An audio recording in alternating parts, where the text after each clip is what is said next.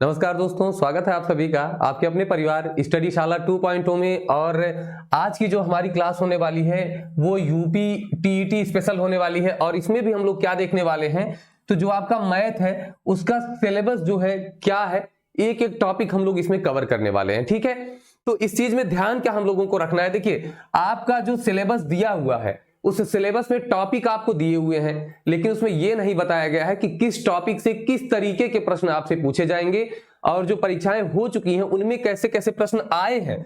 तो आज का जो हम लोगों का सेशन होने वाला है उसमें हम लोग बात करेंगे कि एक एक टॉपिक के बारे में बात करेंगे। ठीक है, और ये भी बात करेंगे कि यूपी टेट से सुपर टेट में कितना डिफरेंस है, ये भी मैं आप लोगों से डिस्कस यहीं पर कर लूंगा। देखिए, मैंने एक वीडियो और आपको मैथ के लिए बनाई हुई है, उसमें मैंने बताया कि मैथ की तैयारी आपको किस तरीके से करनी चाहिए, कैसे आपको पढ़ना चाहिए। और ये आपकी वीडियो में हम एनालिसिस करने वाले हैं किसका, सिलेबस का। इसमें हम ये भी बात करेंगे कि जो पिछले वर्षों में प्रश्न हैं उनका विश्लेषण करेंगे कि किस टॉपिक से ज्यादा प्रश्न बनते हैं, मतलब कौन सा टॉपिक सबसे इंपॉर्टेंट है जो आपको पहले तैयार कर लेना है। ठीक है, तो इन्हीं चीजों पर हम लोग यहां पर चर्चा करने वाले हैं। तो चलिए शुरू करते हैं आज की क्लास। और आज की क्लास का मोटिवेशन हम लोगों का होगा कि हौसला रख, वो मंजर भी आएगा, प्यासे के पास चलकर समंदर भी आएगा, थक कर न बैठ ऐ मंजिल के मुसाफिर, मंजिल भी मिलेगी और मिलने का मजा भी आएगा। जितने भी हमारे मैथ के स्टूडेंट्स हैं, जितने हमारे मैथ के साथी हैं, जिनको ये लगता है कि मैथ बहुत कठिन है और मुझे नहीं आती है, मैं नहीं कर पाऊंगा, तो फिर से यही बात आप एक बार अपने दिमाग में घुमाइए कि मेहनत से सारी चीजें हासिल होती हैं। और मैथ हो या और भी कोई सब्जेक्ट हो तो उसमें सबसे ज्यादा मायने क्या रखता है, रिवीजन। और आपने पढ़ा भी है कि रसरी आवत जात तेज तिल पर परत निशान, मतलब कि एक रस्सी पत्थर पर अगर आप रगड़ते रहिए तो एक समय आता है पत्थर कट जाता है। तो ये तो एक गणित है, एक विषय है, आप जितना बार रिवाइज करेंगे उतना ही बढ़िया आपका होता जाएगा। तो चलिए हम लोग शुरू करते हैं। देखिए, सबसे पहले ये देख लेते हैं कि कितने प्रश्न आपकी परीक्षा में पूछे जाते हैं। तो यूपी टीईटी की अगर हम बात करें तो यूपी टीईटी में आपके कितने प्रश्न होते हैं, 30 प्रश्न होते हैं। लेकिन अगर मैं सुपर टेट की बात करूं तो सुपर टेट में यही संख्या कितनी होती है, 20 होती है, बल्कि चैप्टर्स और आपके बढ़ जाते हैं। ठीक है, तो ये आपको ध्यान में रखना है। निगेटिव मार्किंग कोई नहीं होती है, यूपी टेट या सुपर टेट किसी में भी नहीं होती है। हाँ, अब टारगेट आपको कितना लेके चलना है, तो जिनकी मैथ अच्छी है वो तो आप मान के चलिए कि आपको 18 या उससे 18, 19, 20, मतलब कि ये आपका 30 में है। देखिए, 30 में अगर आप यूपी टेट के लिए देख रहे हैं ना, तो इसमें आपका कितना होना चाहिए, लगभग जिनको मैथ नहीं आती है वो तो 20 प्लस जाएं, लेकिन जिनको आती है वो 25 प्लस जाएं, 28 प्लस जाएं, ऐसे ही वो स्कोर अपना करें। ठीक है, मतलब 25 से नीचे आप ना ही आए। अब आगे हम लोग बात करते हैं दोस्तों कि सभी टॉपिक कौन कौन से टॉपिक हैं। देखिए, यहां पर अगर मैं वैसे बात करूं टॉपिक की, तो मैं टॉपिक आपको दिखाता हूं। देखिए, ये है आपका टॉपिक जो आपके सिलेबस में दिया हुआ है। ठीक है, ये आपके सिलेबस में दिया हुआ आपका टॉपिक है। अब इसमें टॉपिक अगर आप देखें तो गणित के कौन कौन से टॉपिक हैं। देखिए, संख्याएं एवं संख्याओं का जोड़ घटाना गुणा भाग। अब इसमें किस तरीके के प्रश्न पूछे जा सकते हैं ये आपको नहीं बताया गया है। तो आज की क्लास में मैं आपको ये सारी चीजें बताने वाला हूं। लासा मासा में कैसे प्रश्न आते हैं, ये भी केवल लासा मासा ही तो लिखा गया है, लेकिन आपको पढ़ना तो पूरा है, लेकिन फोकस उस पर करना है जिस तरीके के प्रश्न आपके पूछे जाते हैं। ऐसे ही दशमलव, एकिक नियम है, प्रतिशत है। ठीक है, इन सभी चीजों को एक एक करके हम लोग अपनी क्लास में भी कवर करने वाले हैं। देखिए, लाभ हानि, साधारण ब्याज। अब ज्यामिति में आपको ज्यामितीय आकृतियां एवं पृष्ठकोण, त्रिभुज ये दे दिया है, लेकिन कैसे प्रश्न पूछे जाएंगे ये नहीं पता है आपको। तो चलिए हम लोग शुरू करते हैं। ये पूरा का पूरा सिलेबस तो वहां पर हम लोग करेंगे ही। ठीक है, चलिए यहां पर देखिए, टॉपिक में पहला आपका टॉपिक क्या था, संख्याएं एवं संख्याओं का जोड़ घटाना गुणा भाग। अब इसमें आपको क्या करना है, जोड़ घटाना गुणा भाग तो आपको आना ही आना चाहिए संख्याओं का, लेकिन प्रश्न कैसे बनते हैं ये आप देखिए। सबसे पहले मैं आपको ये बता देता हूं कि जो प्रीवियस ईयर की परीक्षाएं हुई हैं, तो जो मैं यहां पर आपको टॉपिक बता रहा हूं, इन्हीं टॉपिक से लगभग 10 प्रश्न पूछे गए हैं 30 में से। ठीक है, तो आप ये मान के चलिए कि ये आपका वो टॉपिक है जो आपके मैथ की रीढ़ है, तो इसको आपको कवर करना है। क्या क्या पढ़ना है, देखिए सबसे पहले आपको संख्याओं के प्रकार, सम, विषम, भाज्य, अभाज्य, परिमेय, अपरिमेय। यहां पर आपको एक जो पूछ रहा है, दो भाज्य है कि अभाज्य है। ठीक है, इस तरीके के प्रश्न आपसे पूछे जाएंगे।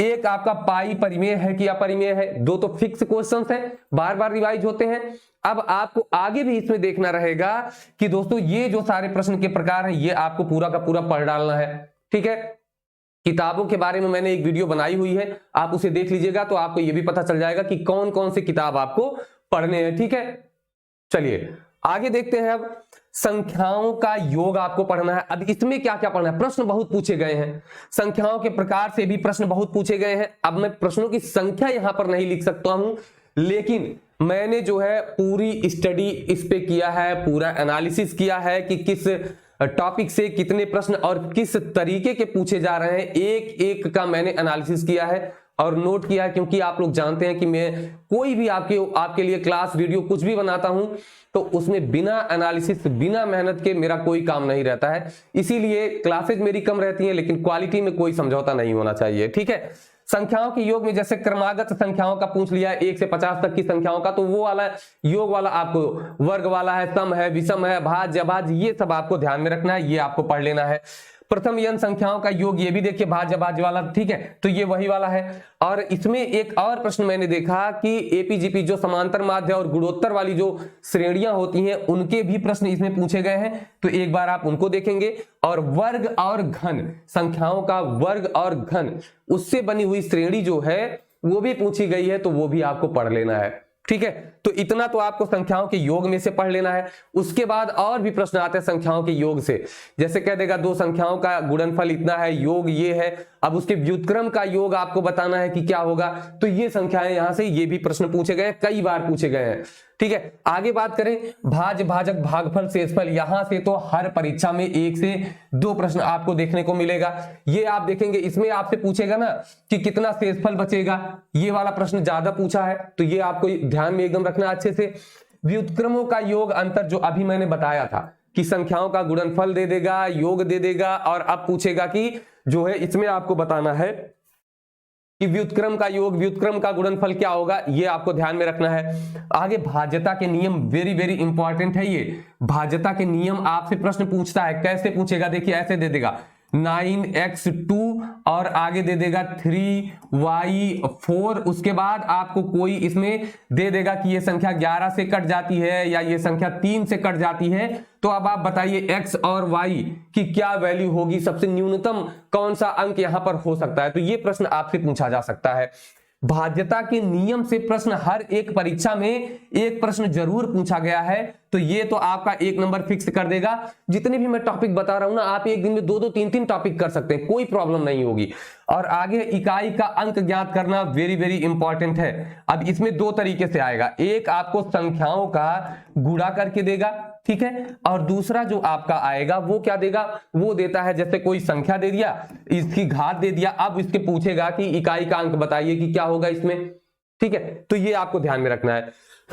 तो ये आप समझ के चलिएगा, भाज्यता के नियम में जैसे 2 3 4 5 6 7 8 9, इससे भाज्यता का नियम, इससे कटने वाली कितना शेष बचेगा, क्या बचेगा वो उसमें, और ये वाला इकाई का अंक, इकाई का अंक आप जान रहे हैं, घातांक वाला और गुणा वाला करना रहेगा। ठीक है, अब इसके अलावा आपको संख्या पद्धति में कुछ टॉपिक और भी आपको कवर करने पड़ेंगे, जैसे वर्ग वर्गमूल है, घन घनमूल है, इंपॉर्टेंट है, आपके टॉपिक में लिखा नहीं गया है, 1 प्रश्न 2 प्रश्न हर परीक्षा में मैंने देखे हैं कि पूछा गया है, तो ये आपको ध्यान में रखना है। वर्ग वर्गमूल घन घनमूल आप जरूर पढ़ें, क्योंकि यहां से प्रश्न पूछा जाएगा। अभी मैंने देखा था एक प्रश्न ऐसे पूछा था, कुछ 7 + 2 √में 10, इस तरीके से करके प्रश्न पूछा था, और पूछा था इसका वर्गमूल, मतलब कि अब इसका भी वर्गमूल होगा, तो ये भी आपको ध्यान में रखना है। इस तरीके के प्रश्न भी क्या होते हैं, पूछे जा रहे हैं। ठीक है, आगे बात करें घातांक करणी से, तो ये आपसे पूछा जा रहा है, जैसे मान लीजिए ऐसे कर दिया और 4 लिख दिया, अब इसका क्या होगा, घातांक में बनाएंगे कि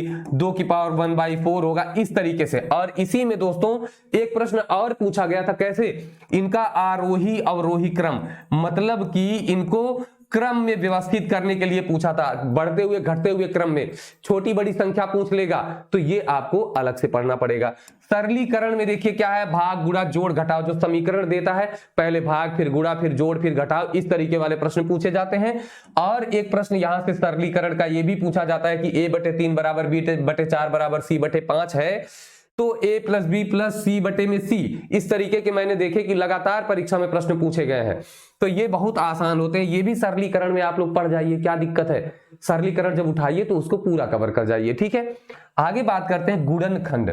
तो गुणनखंड से एक प्रश्न जरूर आया है, इसको भी आपको पढ़ना है। जैसे कोई भी एक समीकरण आपको दे देता है हल करने के लिए, नहीं समीकरण देता है तो भी आपसे ये प्रश्न, जब आप किसी प्रश्न को हल कर रहे होते हैं तो उसमें समीकरण बनता है, समीकरण को आपको हल करना पड़ता है, वहां भी आपको गुणनखंड की जरूरत पड़ती है, ठीक है। तो गुणनखंड भी आप कर लेंगे। आगे बात करें कि लासा मासा से भी प्रश्न पूछे गए हैं, ये तो आपके सिलेबस में है। इसमें कौन से प्रश्न पूछे गए हैं, लासा और मासा और जो संख्याएं हैं उनमें संबंध, लासा गुणे मासा बराबर पहली संख्या गुणे दूसरी संख्या, यहां से सामान्य प्रश्न पूछ लिए जाते हैं।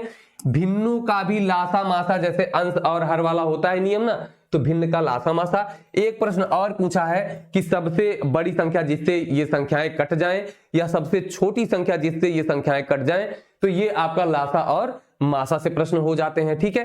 तो ऐसे प्रश्न आपके लासा मासा से। और भिन्नों का जोड़ घटाना गुणा भाग भी पूछा जाता है। तो इसमें देखिए क्या होगा, इसमें मेन क्वेश्चन क्या है ये आप समझिए। इसमें सबसे ज्यादा जो पूछा जाता है ये वाला है, अंश व हर में वृद्धि और कमी, कि मतलब अंश में इतना बढ़ा दिया जाए, हर में इतनी कमी कर दी जाए, अब बताइए भिन्न क्या हो जाएगा, या ये वाली भिन्न बनती है तो इसके पहले कौन सी भिन्न थी, ये प्रश्न आपको कर लेना है। भिन्नों का क्रम, छोटी बड़ी भिन्न, बढ़ते हुए घटते हुए क्रम में। और एक और सबसे इंपॉर्टेंट बनता है आवर्त दशमलव भिन्न जो होती है, जैसे दे दिया जाए कि 3.46, ऊपर ऐसे लाइन खींच दी गई, मतलब 4 से रिपीट हो रहा है, मतलब कि आवर्त वाला है, ये आवर्त दशमलव है। अब इसको आपको क्या करना है, भिन्न में बदलना है, तो इसके नियम, तो ये वाले प्रश्न पूछे जाते हैं, तो ये आपको यहीं पर कर लेना है। आगे मैं बात करूं दशमलव जो आपका है, इसमें जोड़ घटाना गुणा भाग। तो जोड़ घटाना गुणा भाग में देखिए सिंपल सी चीज है, दशमलव का आपको जोड़ घटाना गुणा भाग तो वैसे भी आता है। स्थानीय मान भी यहां पर पढ़ लीजिएगा अगर संभव हो, अदरवाइज पूछा नहीं गया है कभी। हाँ, दशमलव को भिन्न में बदलना ये पूछा गया है, और यहीं पर पूछा गया था कि दशमलव को प्रतिशत में बदलने के लिए दिया गया था, ठीक है। दशमलव को किस में बदलना था, प्रतिशत में बदलना था, तो ये भी आप ध्यान रखेंगे दोनों चीज, क्योंकि मैं ये अभी आगे प्रतिशत में बताने वाला हूं, लेकिन यहां पर आप ये जरूर ध्यान में रखें कि दशमलव को भिन्न में कैसे बदला जाता है, ठीक है। उसके बाद आता है ऐकिक नियम। ऐकिक नियम में कोई खास जो है प्रश्न नहीं ऐसे हैं, वो प्रश्न ऐसे होते हैं जो आपका लाभ हानि या इन चीजों से मिले जुले होते हैं, तो ऐकिक नियम से आपको कोई प्रश्न अलग से नहीं पूछेगा, ठीक है। तो ऐकिक नियम को आप कहीं लगा सकते हैं प्रश्नों को हल करने में, अलग से प्रश्न नहीं पूछा है। आगे परसेंटेज की बात करें, मोस्ट इंपॉर्टेंट है, हर परीक्षा में 1 या 2 प्रश्न आपको मिलेगा। इसमें होता है प्रतिशत वृद्धि या कमी, ये कैसे होता है, तो ये आपसे पूछेगा ना माफ कीजिएगा, ये आपसे पूछेगा कि किसी संख्या में इतना प्रतिशत वृद्धि कर दी जाए, इतना प्रतिशत कमी कर दी जाए, ऑल ओवर कितना जो है इसमें परिवर्तन हुआ, एक प्रश्न तो ये पूछ सकता है आपसे, ठीक है। तो इसी तरीके से एक प्रश्न अभी पूछा था कि एक संख्या में जो है 20% की कमी कर दी जाती है, तो वो जो है अपने जो मूल रूप में थी वो संख्या, उससे 60 कम हो जाती है, तो मूल संख्या बताइए। तो इस तरीके से प्रतिशत कमी वाला पूछेगा आपसे, या मूल्य में प्रतिशत कमी वृद्धि पूछ लेगा। और उसके बाद ये पूछता है कि संख्याओं को खासतौर से दशमलव या घात वाले, एक प्रश्न पूछा था ऐसे, कोई संख्या दी गई थी दशमलव वाली, उसको घात लगा दिया गया था और पूछा था इसको प्रतिशत में बदल के दिखाइए। तो ऐसे भी प्रश्न आपको वहां पर मिलेंगे। ये सारे चैप्टर्स जो हैं मैक्सिमम मैंने पढ़ा रखे हैं आपको, जो इधर वाले हैं जैसे प्रतिशत है, लाभ हानि, परसेंटेज है, वो भिन्न है, दशमलव है, संख्या पद्धति है, ये सब आप जाके प्लेलिस्ट में देख सकते हैं मैथ वाले में, ठीक है। लाभ हानि की अगर हम बात करें तो यहां से तो प्रश्न आपके जरूर पूछे जाते हैं। कौन से प्रश्न सबसे ज्यादा पूछे जाते हैं कि मान लीजिए कोई वस्तु जो है, कोई व्यक्ति जो है 10 रुपए में 12 वस्तु खरीद कर लाता है। अब इन वस्तुओं को जो है, इन वस्तुओं को देखिए, अब क्या करेगा वो कि 12 रुपए में 10 वस्तु बेच देता है, तो अब उसको प्रतिशत लाभ आपको बताना है, ठीक है। तो इस तरीके से प्रश्न पूछे जाते हैं लाभ हानि वाले में। लाभ हानि का एक काम करिएगा कि सारा आप कवर कर लीजिए, लाभ हानि से किसी भी तरीके का प्रश्न आपसे पूछा जा सकता है, मैक्सिमम चांस ये बनता है। और दूसरी चीज होती है, जो वस्तु का मूल्य जो होता है ना, वो वस्तु के रूप में दिया होता है, ये वाला भी आपसे प्रश्न पूछा जाता है। प्लेलिस्ट में जाइए और वहां पर आपको बहुत ही बेहतरीन तरीके से लाभ हानि पढ़ाया गया है, वहां से आप बेसिक से कवर कर लीजिए। आगे है साधारण ब्याज। आपके इस परीक्षा में साधारण ब्याज एकदम सामान्य पूछा गया है, जिसमें पूछा गया एक ही प्रश्न पूछा गया, एकदम आसान सा, कोई दर पूछा है तो किसी में समय पूछा है। चक्रवृद्धि ब्याज जो है आपके सुपर टेट में है लेकिन यूपी टेट में नहीं है। आगे बात करते हैं ज्यामिति, सबसे इंपॉर्टेंट दूसरा पार्ट। सबसे पहले संख्या पद्धति, उसके बाद आपका ज्यामिति सबसे इंपॉर्टेंट। इसमें क्या क्या पढ़ना है ये समझिए। ज्यामिति में आपके सिलेबस में दिया ज्यामिति, आकृतियां एवं पृष्ठ, कोण, त्रिभुज और वृत्त, इतना ही केवल दिया हुआ है। उसमें सवालों को समझिए कैसे पूछेगा। देखिए सबसे पहले कोण जो है, कोण आपको पढ़ना है। कोण में जितनी आकृतियां हैं सबके कोणों के बारे में आपको पढ़ लेना है, ठीक है। और उसके बाद सभी प्रकार और उसकी विशेषताएं, जैसे पूरक है, समपूरक है, कोटि पूरक है, ये सारे कोण आपको ध्यान में रखने हैं और ये उसको पढ़ना है। और न्यून कोण, अधिक कोण, ये जितने भी कोण है ये आपको अच्छे से एकदम पढ़ जाना है, ठीक है। उसके बाद अगर हम बात करें, फिर आपका आता है अंतःकोण, बहिष्कोण और जो भुजाओं, बहुभुज का आपको दे देगा अंतःकोणों का योग। अब भुजा बतानी है आपको या भुजाओं को दे देगा, फिर अंतःकोण कितने होंगे, अंतःकोणों का योग या बहिष्कोणों का योग, ये मोस्ट इंपॉर्टेंट है, आपकी परीक्षा में पूछा गया है, ठीक है। अभी पिछली बार पूछा गया था तो ध्यान में रखेंगे। वृत्त पढ़ेंगे जब आप, तो वृत्त की विशेषताएं। अब देखिए विशेषताएं मैंने क्यों कहा, क्योंकि प्रश्न पूछा गया था कि यदि दो वृत्त के जो त्रिज्याएं हैं उनका योग, ठीक है, यदि दोनों वृत्त की त्रिज्याएं हैं उनका योग जो है, दोनों के वृत्त के जो, देखिए हम आपको बताते हैं, दोनों हाथ केंद्र के बीच का जो अंतर है, यदि ये दोनों के जो त्रिज्याएं हैं उनके योग से कम आता है तो कैसा वृत्त होगा, प्रतिच्छेदी होगा, स्पर्श कर रहा है या दूर दूर है, इस तरीके से पूछेगा। तो ये गुण से संबंधित उसकी विशेषताओं में आता है, ठीक है। तो ये आपको ध्यान में रखना है, ये पढ़ लेना है। आप क्षेत्रफल, परिधि सब यहीं पढ़ जाइए, मतलब परिमिति, क्षेत्रफल, वृत्त को पूरा कवर करिए, क्योंकि यहां से एक प्रश्न, दो प्रश्न हर परीक्षा में बन सकते हैं, ठीक है। अब त्रिभुज की बात करें तो इसकी विशेषताएं, जैसे एक प्रश्न पूछा गया था इस तरीके से, ये त्रिभुज है, इसके मध्य बिंदु जो है इन बिंदुओं को मिला लिया, ठीक है। अब इस त्रिभुज के क्षेत्रफल में अनुपात पूछा था, तो ये इसके कुछ विशेषताएं हैं, नियम है, आप इनको पढ़ जाइए।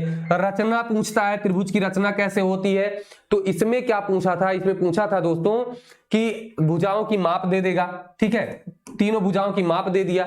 अब वो पूछता है इसमें कि ये बताइए कि इससे मैक्सिमम कितने त्रिभुज बन सकते हैं या नहीं बन सकते हैं। तो जैसे दो भुजाओं का योग तीसरी भुजा से ज्यादा कम, ये वाला जो होता है वो इसमें पूछा जाता है, ठीक है। उसके बाद चतुर्भुज में क्या है, वर्ग है, ठीक है, आयत है, समचतुर्भुज है, समलंब चतुर्भुज है। तो इन सभी की विशेषताएं आपको जरूर पढ़ लेनी है, वहां से प्रश्न एकदम निश्चित है पूछेगा। अब क्षेत्रफल मैं यहां पर नहीं सबका कह रहा हूं, क्योंकि क्षेत्रफल का अभी आगे एक अलग से सेक्शन दिया गया है, वहां पे सारा आपको क्षेत्रफल भी मिलेगा। तो ये आपका क्या है, ज्यामिति, आकृतियां, यहां से प्रश्न आपको एकदम श्योर है कि मिलना है, ठीक है। आगे अब हम बात करते हैं घन। देखिए धन है, धन मतलब रुपया। अब इसमें कुछ नहीं होता है, इसमें आपसे बहुत पूछेगा, तो रुपया, ये परिवर्तन पूछेगा, ठीक है, कि रुपए को पैसे में बदलना, पैसे को रुपए में बदलना। ये मापन से जो प्रश्न पूछा है वो मैं आपको बताता हूं। इसमें दिया है समय, समय से पूछा था कि घड़ी में समय, मान लीजिए पूछ रहा है कि आज जो है इतने टाइम पे इतना टाइम हो रहा है, इतने घंटे पीछे जाएंगे तो बताइए कितना समय हो रहा होगा। तो ये वाला प्रश्न पूछा था, और यहीं पर आप वर्क एंड टाइम भी पढ़ लीजिए। काम और समय हर परीक्षा में एक प्रश्न पूछा गया है। दो व्यक्ति इस काम को मिलकर इतने दिन में करते हैं या इतने घंटे में करते हैं, तो इतने व्यक्ति मिलकर कितने घंटे में करेंगे। इस प्रश्न में वर्क एंड टाइम में आपको ऐकिक नियम भी आ जाएगा, ठीक है, तो वो वाला भी यूज हो जाता है, इसीलिए ये आपको दिया गया है। आगे माप तौल में एक प्रश्न पूछा था, किलोग्राम को जो है ग्राम में बदलने के लिए, ठीक है, तो ये आपको ध्यान में रखना है। और लंबाई में एक प्रश्न पूछा था, ये अनुपात में करके आपको पूछेगा कि इतना भाग, जैसे एक खंबे वाला पूछा था, खंबे का 4/7 भाग जो है पानी में है या कीचड़ में है, इसका इतना भाग ऊपर कर दिया गया खींच के, अब बताइए कि पूरे खंबे की लंबाई कितनी है। तो ये इस तरीके के प्रश्न पूछे जाते हैं। तो आप जो है ये सब आपको परेशान नहीं होना। अब बात आती है मिलेगा कहां से, तो जब आप प्रश्नों को हल कर रहे होंगे ना, तो वहीं पर बीच में ये सब आपको मिल जाएगा। अनुपात वाले में मिल जाएगा, अगर आप चाहें तो उसको पढ़ सकते हैं, ठीक है। तो इतने प्रश्न यहां से पूछे गए हैं। आगे बात करते हैं परिमिति। परिमिति मतलब क्या होता है, परिमिति का मतलब होता है जो चारों तरफ की माप होती है, ठीक है, जो चारों तरफ, इसी को आप परिमाप भी कहते हैं और परिमिति भी कहते हैं। तो परिमिति परिमाप अभी आपने पीछे पढ़ ही लिया, जैसे त्रिभुज है, ये आयत है, वर्ग है और बाकी के सारे चतुर्भुज हैं, इन सभी का परिमाप देता है। और वृत्त का भी तो होता है, वृत्त की भी परिधि जो होती है वही तो परिमाप है। तो आपको ये सारा पढ़ना है। आगे मैं बात करूं क्षेत्रफल, ये इंपॉर्टेंट है, ठीक है। इसमें कैसे प्रश्न अभी तक पूछे गए हैं, मैंने खाका बनाया हुआ है, मैं बताता हूं। इसमें आपको आयत और वर्ग केवल 2 ही दिया है क्षेत्रफल के लिए, लेकिन मैं कहूंगा कि आपको वृत्त भी पढ़ना है। क्यों? क्योंकि ऐसे प्रश्न पूछे गए थे। जैसे भुजा व क्षेत्रफल में संबंध पूछेगा कि वर्ग की भुजा और उसका क्षेत्रफल में कुछ संबंध पूछ लेगा कि इसको बढ़ा दिया उसको घटा दिया तो बताइए क्षेत्रफल पर क्या प्रभाव पड़ेगा। विकर्ण के साथ भी संबंध पूछता है। आयत और वर्ग का आपस में संबंध पूछा है कि भुजा को इतना घटा दिया जाए, आप बताइए कितना होगा। या कह देगा एक वर्ग की भुजा इतनी है, अब उसका क्षेत्रफल इतना है, अब बताइए इसी क्षेत्रफल के आयत की भुजाएं कितनी होंगी, तो ये आपको बताना है। अब इसमें होता है प्रतिशत और वृद्धि कमी। प्रतिशत वृद्धि और कमी वाले सवाल कैसे आते हैं कि भुजा इतनी प्रतिशत बढ़ा दी जाए तो क्षेत्रफल पर क्या प्रभाव पड़ेगा, ठीक है। इस तरीके के प्रश्न दोनों में आते हैं, क्षेत्रफल और भुजा दोनों से संबंधित। एक प्रश्न और आता है जो इंपॉर्टेंट है। कैसा प्रश्न है? जैसे एक फर्श आपको दे देगा, एक कमरे की फर्श, उसकी लंबाई चौड़ाई दे देगा और आपसे कहेगा कि उसमें इस लंबाई चौड़ाई, एक लंबाई चौड़ाई की टाइल्स देगा और कहेगा कि आप बताइए कि कितनी टाइलें इसमें लगेंगी। तो ये वाले प्रश्न पूछे गए हैं। तो इस तरीके के प्रश्नों को भी आपको हल कर लेना है। आगे कैलेंडर, ये रीजनिंग का आपका एक चैप्टर यहां पर दे दिया गया है और इसमें से एक प्रश्न आपका फिक्स है, दिन ज्ञात करने वाला, कि एक फलाना तारीख को कितना कौन सा दिन था, या आपसे पूछेगा कि आज ये है तो अगले सप्ताह 4 दिन के बाद कौन सा दिन होगा। इस तरीके के प्रश्न यहां पर पूछेगा आपसे कैलेंडर से, 1 नंबर फिक्स आपका। अगला आता है आपके आंकड़े, प्रस्तुतिकरण और निरूपण, ठीक है। तो इसमें क्या होगा? इसमें केंद्रीय प्रवृत्ति की माप, इसमें क्या होता है तो माध्य, माध्यिका, बहुलक, ठीक है। इनको आपको समझ लेना है। इसकी कुछ थ्योरी भी होती है, आप अगर बेसिक से किताबें कहीं ढूंढेंगे या गूगल पे सर्च कर लीजिएगा तो मिल जाएगा, क्योंकि इसके बारे में आपसे पूछा गया है। और दूसरी चीज होती है संबंध। इन सभी में माध्य, माध्यिका और बहुलक में संबंध जो एक फॉर्मूला है वो आपको ध्यान में रखना है, एकदम रट जाइए, क्योंकि वो आपसे पूछा जाएगा। आगे अगर बात करें कि आयतन, ठीक है, तो आप देखिए कॉपी पेन लेके इनको नोट भी करते रहिए। नोट किए रहेंगे तो आपको बहुत फायदा मिलने वाला है इससे। इसमें आयतन में देखिए क्या पूछेगा, घन और घनाभ, केवल 2 दिया है, बेलन, शंकु, ये सब इसमें नहीं पूछता है टेट में। अब यहां पर क्या होगा, घन और घनाभ। अब यहां से प्रश्न क्या होता है कि दे देगा एक घन का आयतन इतना है या घनाभ का आयतन इतना है। अगर इसको हम तोड़े, छोटे छोटे घन बनाए, एक भुजा दे देगा कि इतने सेंटीमीटर का घन अगर हम बना रहे हैं, इतने सेंटीमीटर भुजा का कितने घन बनेंगे, तो ये वाले प्रश्न इसमें पूछे जाते हैं। दूसरा है पृष्ठीय क्षेत्रफल, जो इनका पृष्ठीय क्षेत्रफल है वो पूछता है कि इस घन की भुजाएं इतनी है तो पृष्ठ का क्षेत्रफल बताइए कितना होगा, ये पूछता है। दूसरी चीज आपसे सबसे इंपॉर्टेंट तो ये है, कह देगा कि एक घन है, उसका एक सतह रंग दिया गया है, ठीक है। अब उसको कहेगा कि 1 सेंटीमीटर वाले छोटे छोटे घनों में बांटा गया, तो बताइए कितने ऐसे घन होंगे जिनकी एक सतह रंगीन होगी। ये पूछ लेगा कितने ऐसे घन होंगे जिनकी एक भी सतह रंगीन नहीं होगी। ये प्रश्न आपसे यहां पर पूछता है, तो घन घनाभ में आपको पढ़ना है। रेलवे बस, इसकी समय सारणी से अभी जो इधर 2-3 मैंने पेपर देखे उसमें कोई भी प्रश्न नहीं आया हुआ है। बाकी इसके जो भी प्रश्न आएंगे आपके समझ में एकदम आसानी से आ जाएंगे, ठीक है। तो उम्मीद करता हूं कि आपको ये पूरा जो सिलेबस था ये समझ में आया होगा। अब अगर हम लोग बात करें कि सुपर टेट और, ठीक है, यूपी टेट के सिलेबस में कितना अंतर है, तो एक चीज आप समझ के चलिए, जितना यूपी टेट में है ये सब सुपर टेट में है ना। जितना यूपी टेट में है सारी चीजें सुपर टेट में है, बस सुपर टेट में कुछ चीजें एक्स्ट्रा है। जैसे अभी आपने देखा कि सीआई मतलब चक्रवृद्धि ब्याज जो है इसमें नहीं है, इसमें बेलन, शंकु सब कुछ है जो कि आपके यूपी टेट में नहीं है। इसी तरीके से थोड़ा बहुत अंतर है, आपको बहुत अच्छे से देखना है तो आप सुपर टेट के सिलेबस की वीडियो मैंने अपलोड कर दी है, उसे आप जाकर के देख सकते हैं। बाकी आपका ये वाला सेशन यहीं पर कंप्लीट हो जाएगा, ठीक है। तो हमने जो है सारी चीजें, जितना हम लोगों ने यहाँ पर शुरू में देखा था कि कौन कौन सी चीजें हैं, तो वो सारी चीजें हमने यहां पर देख लिया। अब देखिए बात आई कि कौन सा चैप्टर हमको ज्यादा पढ़ना है, ठीक है। तो उसमें क्या समझ में आया हम लोगों को? सबसे पहला संख्या पद्धति अच्छे से कवर करना है और ज्यामिति अच्छे से कवर करना है। वैसे तो परीक्षा में सभी से प्रश्न पूछे गए हैं, लाभ हानि ये परसेंटेज है, वैसे आप कोशिश करिए पहले इनको कवर करके लाभ हानि परसेंटेज को भी कवर करिए, लेकिन इनका रिवीजन भी आप थोड़ा सा ज्यादा करिए क्योंकि लगभग 50% क्वेश्चंस केवल इन्हीं दोनों से पूछ लिए जाते हैं। ठीक है, तो ये आज का पूरा आपका सेशन रहा। सेशन अगर पसंद आया हो तो अब आप वीडियो को लाइक, शेयर और सब्सक्राइब कर सकते हैं। बाकी ऐसे सिलेबस एनालिसिस आपको मिलता रहेगा और जो क्लासेज हैं वो भी आपकी कंटिन्यू होंगी। देखिए इतना ही समय मिल पाता है कि मैं एक बार में एक ही काम कर पा रहा हूं। ठीक है, तो इसीलिए लगातार वीडियोस नहीं आ रही हैं, कुछ और भी काम चल रहा है, तो धीरे धीरे बाकी सारी चीजें भी आपको मिलने लगेंगी। तो चलिए आज की क्लास यहीं पर समाप्त होगी, फिर मिलेंगे, तब तक के लिए नमस्कार, धन्यवाद, जय हिंद।